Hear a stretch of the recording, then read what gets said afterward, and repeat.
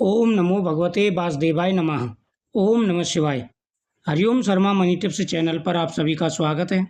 सावन मास के 29वें अध्याय की कथा। भगवान से बोले हैं सनत कुमार, अब मैं पूर्व में कहे गए व्रतों के समय के विषय में बताऊंगा। हे मामुने, किस समय कौन सा कृत करना चाहिए उसे सुनिए। श्रावण मास में कौन सी तिथि किस विहित काल में ग्रहण के योग्य होती है और उस तिथि में पूजा, जागरण आदि से संबंधित मुख्य समय क्या है। उन व्रतों के बढ़ने के समय कुछ व्रतों का समय तो पूर्व के अध्याय में बता दिया गया है। नक्त व्रत का समय ही विशेष रूप से उन व्रतों तथा कर्मों में उचित बताया गया है।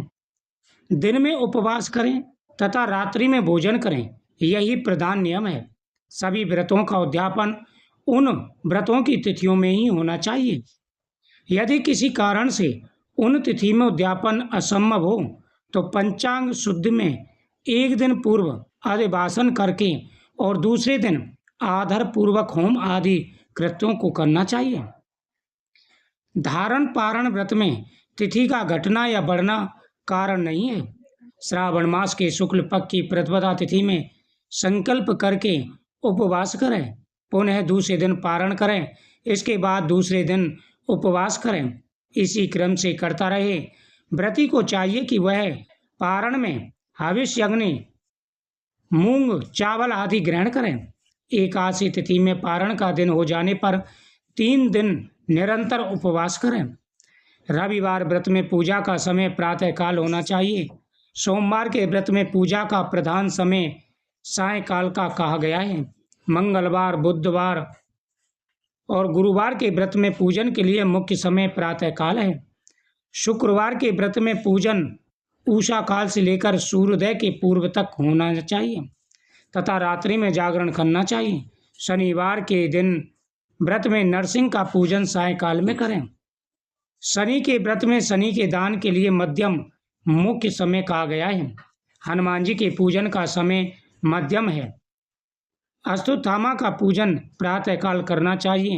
हे वत्स, रोटक नामक व्रत में यदि सोमवार युक्त प्रतिपदा तिथि हो तो वह प्रतिपदा 3 मुहूर्त से कुछ अधिक होनी चाहिए, अन्यथा पूर्व योगिनी प्रतिपदा ग्रहण करनी चाहिए।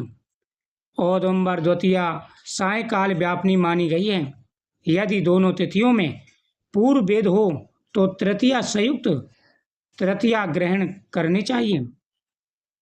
स्वर्ण गौरी नामक व्रत की तृतीया तिथि चतुर्थी युक्त होनी चाहिए। गणपति व्रत के लिए तृतीया विध चतुर्थी प्रशस्त मानी गई है। इस प्रकार से व्रत करने से मनोकामना पूरी होती है। जिस देवता की जैसी तिथि बताई गई है उसी प्रकार से नियमों का ध्यान रखना चाहिए।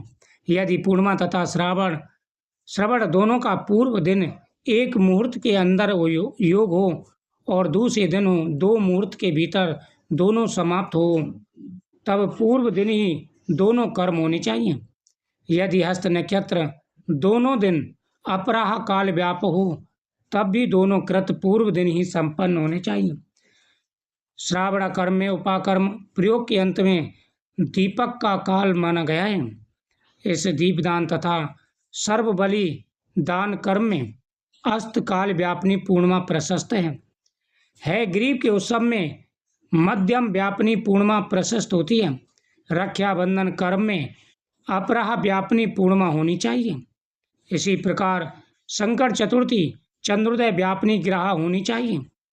यानी जो तिथि का समय बताया गया है उस समय पर उस तिथि का होना बहुत ही जरूरी है।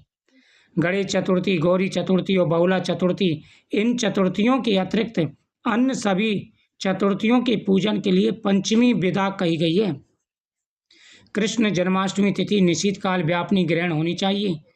निर्णय में सर्वत्र तिथि 6 प्रकार की मानी गई हैं। दोनों दिन पूर्ण व्याप्त हो, दोनों दिन केवल अव्याप्ति हो, अंश से दिन समव्याप्ति हो, अंश से दोनों दिन विषय व्याप्ति और पूर्व दिन संपूर्ण व्याप्ति और दूसरे दिन केवल आंशिक व्यापी। पूर्व दिन आंशिक व्यापी और दूसरे दिन अव्याप्ति इन पक्षियों में 3 पक्षियों में जिस प्रकार संदेह नहीं उसे अब सुनिए। विषम व्याप्ति में अंश व्याप्ति से अधिक व्याप्ति उत्तम होती है। यानी अंश व्याप्ति कहते हैं जो आदि हो, और आदि तिथि पूर्ण नहीं मानी जाती। लेकिन जो व्रत शाम को होते हैं, शाम को व्रत पूजा जाता है, तो उस समय तिथि का होना जरूरी है, अनिवार्य